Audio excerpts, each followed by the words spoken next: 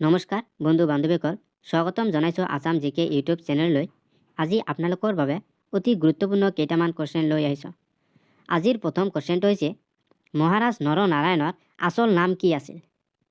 Option ক মল্লদেৱ, খ ভট্টদেৱ, গ দুৰ্লভ আৰু ঘ শুক্লধ্বজ।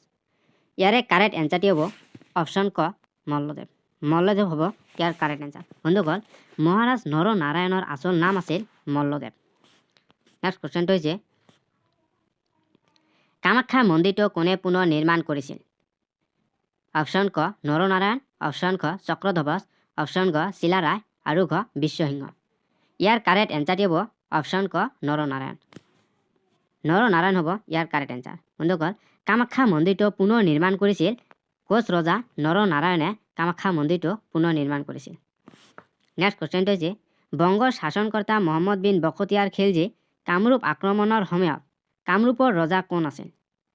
অপশ্যন ক পৃথু, অপশ্যন খ সমুদ্ৰগুপ্ত, অপশ্যন গ সন্ধা আৰু ঘ বৈদ্যদেৱ। ইয়াৰ চাৰিটাৰ ভিতৰত ইয়াৰে কাৰেক্ট এনচাৰটি হ'ব অপশ্যন ক পৃথু। পৃথু হ'ব কাৰেক্ট এনচাৰ। বন্ধুসকল, বংগৰ শাসনকৰ্তা মহম্মদ বিন বখতিয়াৰ খিলজীৰ কামৰূপ আক্ৰমণৰ সময়ত কামৰূপৰ ৰজা আছিল পৃথু। নেক্সট কুৱেশ্যনটো হৈছে, বৰ্তমান শিৱসাগৰৰ ৰংঘৰটো কোনজন স্বৰ্গদেৱৰ দিনত সজোৱা হৈছিল? ইয়াৰে অপশ্যন চাৰিটা আছে। অপশ্যন ক আছে ৰুদ্ৰসিংহ, খ প্ৰমত্ত সিংহ, গ ৰাজেশ্বৰ সিংহ আৰু ঘ শিৱসিংহ। ইয়াৰে কাৰেক্ট এনচাৰটি হ'ব অপশ্যন খ প্ৰমত্ত সিংহ। নেক্সট কুৱেশ্যনটো হৈছে, অসমৰ আটাইতকৈ ওক দৌল কোনটো? ক শিৱদৌল, খ দেৱী দৌল, গ বিষ্ণু দৌল। ইয়াৰে কাৰেক্ট এনচাৰটি হ'ব অপশ্যন ক শিৱদৌল। শিৱদৌল হ'ব ইয়াৰ কাৰেক্ট এনচাৰ। অসমৰ আটাইতকৈ ওক দৌলটোৰ নাম হ'ল শিৱদৌল। নেক্সট কুৱেশ্যনটো হৈছে, আহোম ৰাজবংশৰ শেষনজন ৰজা কোন আছিল?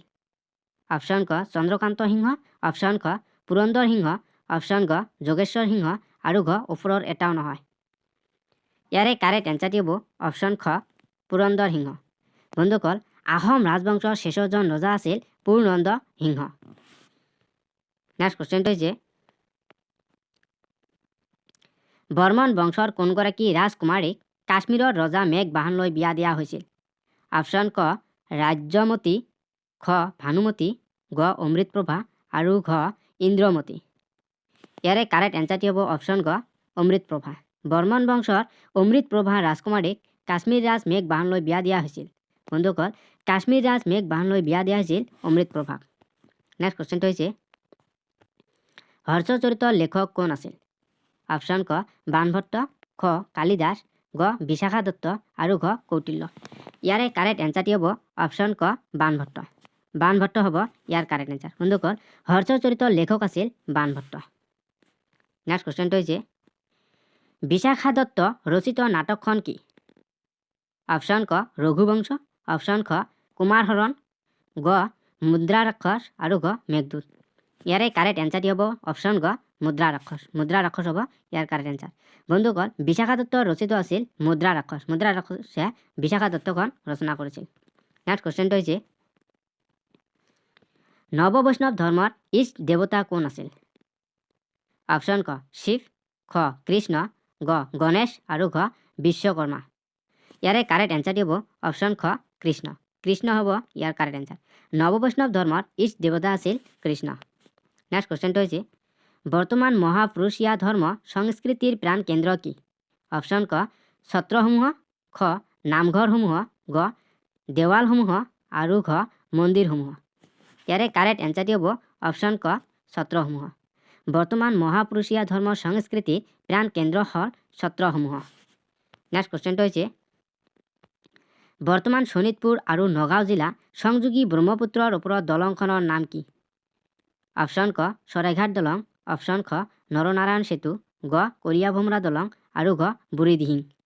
ইয়াৰে কাৰেক্ট এনচাৰটি হ'ব অপশ্যন গ কলীয়াভোমোৰা দলং। বন্ধুসকল, শোণিতপুৰ আৰু নগাঁও জিলাৰ সংযোগী ব্ৰহ্মপুত্ৰৰ ওপৰত দলংখনৰ নাম হ'ল কলীয়াভোমোৰা দলং। কলীয়াভোমোৰা দলংখনে শোণিতপুৰ আৰু নগাঁও জিলাক সংযোগ কৰিছে আৰু কলীয়াভোমোৰা দলংখন ব্ৰহ্মপুত্ৰ নদীৰ ওপৰত আছে। নেক্সট কুৱেশ্যনটো হৈছে, শৰাইঘাটৰ ৰণ কাৰ কাৰ মাজত হৈছিল?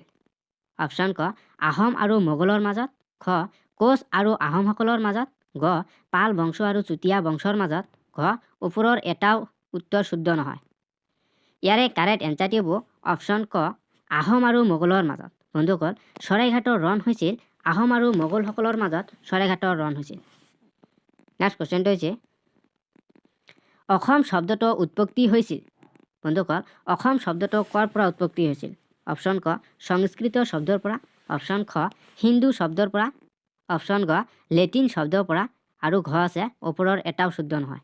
ইয়াৰে কাৰেক্ট এনচাৰটি হ'ব অপশ্যন ক সংস্কৃত শব্দৰ পৰা অসম শব্দটোৰ উৎপত্তি হৈছিল। নেক্সট কুৱেশ্যনটো হৈছে শৰাইঘাটৰ ৰণ কিমান চনত সংঘটিত হৈছিল? অপশ্যন ক 1670 চনত, অপশ্যন খ 1680 চনত, অপশ্যন গ 1671 চনত, আৰু ঘ 1676 চনত। ইয়াৰে কাৰেক্ট এনচাৰটি হ'ব অপশ্যন গ 1671 চনত শৰাইঘাটৰ ৰণটো হৈছিল। বন্ধুসকল শৰাইঘাটৰ ৰণ হৈছিল 1671 চনত। নেক্সট কুৱেশ্যনটো হৈছে শৰাইঘাটৰ যুদ্ধত মোগলৰ সেনাপতি কোন আছিল? অপশ্যন ক ৰামসিংহ, অপশ্যন খ বীৰসিংহ, অপশ্যন গ প্ৰতাপসিংহ, আৰু ঘ নৰসিংহ। ইয়াৰে কাৰেক্ট এনচাৰটি হ'ব অপশ্যন ক ৰামসিংহ। ৰামসিংহ আছিল শৰাইঘাটৰ যুদ্ধত মোগলৰ সেনাপতি। মোগলৰ সেনাপতি আছিল ৰামসিংহ। নেক্সট কুৱেশ্যনটো হৈছে শৰাইঘাটৰ যুদ্ধত আহোমৰ সেনাপতি কোন আছিল? অপশ্যন ক লাচিত বৰফুকন, অপশ্যন খ ৰামসিংহ, অপশ্যন গ বীৰসিংহ, আৰু ঘ পানী ফুকন। ইয়াৰে কাৰেক্ট এনচাৰটি হ'ব অপশ্যন এ লাচিত বৰফুকন। বন্ধুসকল শৰাইঘাটৰ যুদ্ধত আহোমৰ সেনাপতি আছিল লাচিত বৰফুকন আৰু মোগলৰ সেনাপতি আছিল ৰামসিংহ। নেক্সট কুৱেশ্যনটো হৈছে আহোম ৰজাৰ ৰাজসভাত বহা ঘৰটোৰ নাম কি আছিল? অপশ্যন ক চলংঘৰ, অপশ্যন খ চংঘৰ, অপশ্যন গ চচংঘৰ, আৰু ঘৰ আছে ওপৰৰ এটাও শুদ্ধ নহয়। ইয়াৰে কাৰেক্ট এনচাৰটি হ'ব অপশ্যন ক চলংঘৰ। বন্ধুসকল আহোম ৰজাৰ ৰাজসভাত বহা ঘৰটোৰ নাম আছিল চলংঘৰ। চলংঘৰ আছিল আহোম ৰজাৰ ৰাজসভাত বহা ঘৰটোৰ নাম। নেক্সট কুৱেশ্যনটো হৈছে পৃথিৱীৰ ক্ষুদ্ৰতম নদী দ্বীপটো কোনখন ৰাজ্যত অৱস্থিত? অপশ্যন ক পঞ্জাৱ ৰাজ্যত, অপশ্যন ক হাৰিয়ানা ৰাজ্যত, অপশ্যন গ মেঘালয় ৰাজ্যত, আৰু ঘ অসম ৰাজ্যত। ইয়াৰে কাৰেক্ট এনচাৰটি হ'ব অপশ্যন ঘ অসম ৰাজ্যত অৱস্থিত। বন্ধুসকল পৃথিৱীৰ ক্ষুদ্ৰতম নদী দ্বীপটো অসম ৰাজ্যত অৱস্থিত। নেক্সট কুৱেশ্যনটো হৈছে ভাৰতবৰ্ষৰ সৰ্বপ্ৰথম খাৰুৱা তেল ক'ত উদ্ঘাটন কৰা হয়? অপশ্যন ক অসমত, অপশ্যন খ হাৰিয়ানাত, অপশ্যন গ দিল্লীত, আৰু ঘ কলিকতাত। ইয়াৰে কাৰেক্ট এনচাৰটি হ'ব অপশ্যন ক অসমত। বন্ধুসকল ভাৰতবৰ্ষৰ সৰ্বপ্ৰথম খাৰুৱা তেল অসমত উদ্ঘাটন কৰা হয়। নেক্সট কুৱেশ্যনটো হৈছে ডিগবৈত থকা তেল শোধনাগাৰ কিমান চনত উদ্ঘাটন কৰা হৈছিল? অপশ্যন ক 1887 চনত, অপশ্যন খ 1889 চনত, অপশ্যন গ 1900 চনত, আৰু ঘ 1920 চনত। ইয়াৰে কাৰেক্ট এনচাৰটি হ'ব অপশ্যন খ 1889 চনত। 1889 চনত ডিগবৈত তেল শোধনাগাৰটো উদ্ঘাটন কৰা হৈছিল। নেক্সট কুৱেশ্যনটো হৈছে কিমান চনত কনকলতা বৰুৱা শ্বহীদ হৈছিল? অপশ্যন ক 1940 চনত, অপশ্যন খ 1935 চনত, অপশ্যন গ 1942 চনত, আৰু ঘ 1948 চনত। ইয়াৰে কাৰেক্ট এনচাৰটি হ'ব অপশ্যন ঘ 1942 চনত কনকলতা বৰুৱাৰ শ্বহীদ হৈছিল। বন্ধুসকল কনকলতা বৰুৱা শ্বহীদ হৈছিল 1942 চনত। নেক্সট কুৱেশ্যনটো হৈছে অসমৰ প্ৰথমখন বাতৰি কাকত কি আছিল? অপশ্যন ক অৰুণোদয়, অপশ্যন খ আছাম বিলাসিনী, অপশ্যন গ প্ৰতিদিন, আৰু ঘ ওপৰৰ এটাও নহয়। ইয়াৰে কাৰেক্ট এনচাৰটি হ'ব অপশ্যন ক অৰুণোদয়। অসমৰ প্ৰথমখন বাতৰি কাকত আছিল অৰুণোদয়। নেক্সট কুৱেশ্যনটো হৈছে অসমত কেতিয়াৰ পৰা ৰেলগাড়ীৰ প্ৰথম চলাচল হয়? অপশ্যন ক 1870 চনৰ পৰা, অপশ্যন ক 1880 চনৰ পৰা, অপশ্যন গ 1881 চনৰ পৰা, আৰু ঘ 1890 চনৰ পৰা। ইয়াৰে কাৰেক্ট এনচাৰটি হ'ব অপশ্যন গ 1881 চনৰ পৰা অসমত ৰেলগাড়ীৰ প্ৰথম চলাচল হয়। বন্ধুসকল অসমত ৰেলগাড়ীৰ প্ৰথম চলাচল হৈছিল 1881 চনৰ পৰা।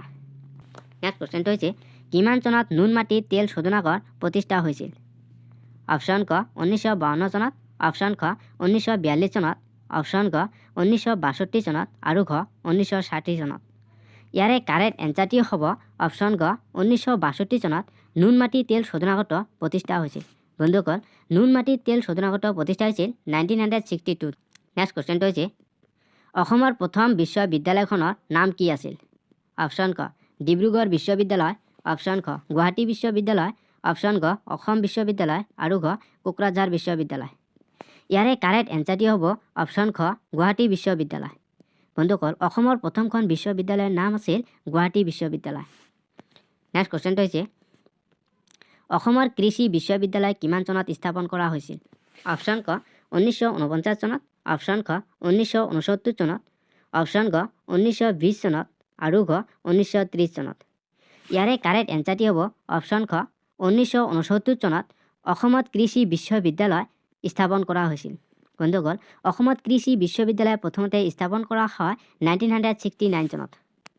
নেক্সট কুৱেশ্যনটো হৈছে জয়সাগৰ পুখুৰীৰ পাৰত শিৱসাগৰ কেইটা বিখ্যাত মন্দিৰ অৱস্থিত? অপশ্যন ক 3টা, অপশ্যন খ 2টা, অপশ্যন গ 5টা আৰু ঘ 6টা। ইয়াৰে কাৰেক্ট এনচাৰটি হ'ব অপশ্যন ক 3টা। জয়সাগৰ পুখুৰীৰ পাৰত শিৱসাগৰৰ 3টা বিখ্যাত মন্দিৰ অৱস্থিত আছে। নেক্সট কুৱেশ্যনটো হৈছে শিৱসাগৰৰ তলাতল ঘৰ কিমান চনত নিৰ্মাণ কৰা হৈছিল? অপশ্যন ক 1720 চনত, অপশ্যন খ 1760 চনত, অপশ্যন গ 1769 চনত আৰু ঘ 1774 চনত। ইয়াৰে কাৰেক্ট এনচাৰটি হ'ব অপশ্যন গ 1769 চনত শিৱসাগৰৰ তলাতল ঘৰটো নিৰ্মাণ কৰা হৈছিল। 1769 চনত শিৱসাগৰৰ তলাতল ঘৰ নিৰ্মাণ কৰা হৈছিল। নেক্সট কুৱেশ্যনটো হৈছে কোনজন ৰজাৰ দিনত তলাতল ঘৰ নিৰ্মাণ কৰা হৈছিল?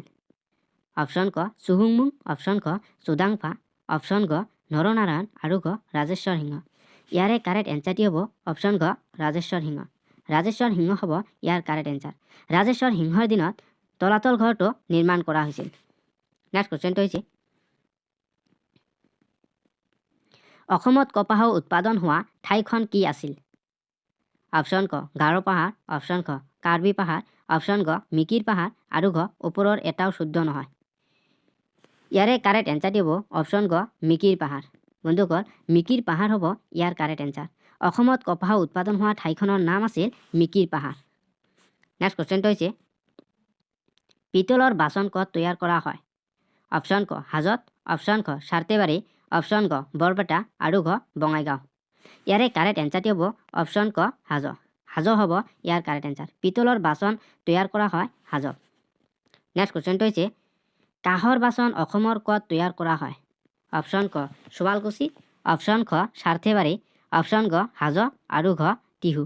ইয়াৰে কাৰেক্ট এনচাৰটি হ'ব অপশ্যন খ সাৰ্থেবাৰী। বন্ধুসকল কাঁহৰ বাচন অসমত সাৰ্থেবাৰীত তৈয়াৰ কৰা হয়। নেক্সট কুৱেশ্যনটো হৈছে শিৱসাগৰৰ কাৰেংঘৰ কিমান চনত নিৰ্মাণ কৰা হৈছিল? অপশ্যন ক 1743 চনত, অপশ্যন খ 1747 চনত, অপশ্যন গ 1763 চনত আৰু ঘ 1751 চনত। ইয়াৰে কাৰেক্ট এনচাৰটি হ'ব অপশ্যন গ 1751 চনত শিৱসাগৰৰ কাৰেংঘৰটো নিৰ্মাণ কৰা হৈছিল 1751ত। নেক্সট কুৱেশ্যনটো হৈছে কোনজন ৰজাই শিৱসাগৰৰ কাৰেংঘৰ নিৰ্মাণ কৰিছিল? অপশ্যন ক নৰনাৰায়ণ, অপশ্যন খ স্বৰ্গদেউ ৰাজেশ্বৰ সিংহ, অপশ্যন গ চুকাফা আৰু ঘ চুহুংমুং। ইয়াৰে কাৰেক্ট এনচাৰটি হ'ব অপশ্যন খ স্বৰ্গদেউ ৰাজেশ্বৰ সিংহ। বন্ধুসকল স্বৰ্গদেউ ৰাজেশ্বৰ সিংহই শিৱসাগৰৰ কাৰেংঘৰটো নিৰ্মাণ কৰিছিল। নেক্সট কুৱেশ্যনটো হৈছে জয়সাগৰ পুখুৰী কোনজন আহোম ৰজাই খন্দাইছিল? অপশ্যন ক স্বৰ্গদেউ ৰাজেশ্বৰ সিংহ, অপশ্যন খ চুহুংমুং, অপশ্যন গ ৰুদ্ৰসিংহ আৰু ঘ নৰনাৰায়ণ। ইয়াৰে কাৰেক্ট এনচাৰটি হ'ব অপশ্যন চি ৰুদ্ৰসিংহ। জয়সাগৰ পুখুৰী ৰুদ্ৰসিংহই খন্দাইছিল। বন্ধুসকল ভিডিঅ'টো যদি ভাল লাগিছে তেনেহ'লে লাইক শ্বেয়াৰ আৰু ছাবস্ক্ৰাইব কৰিব নাপাহৰিব।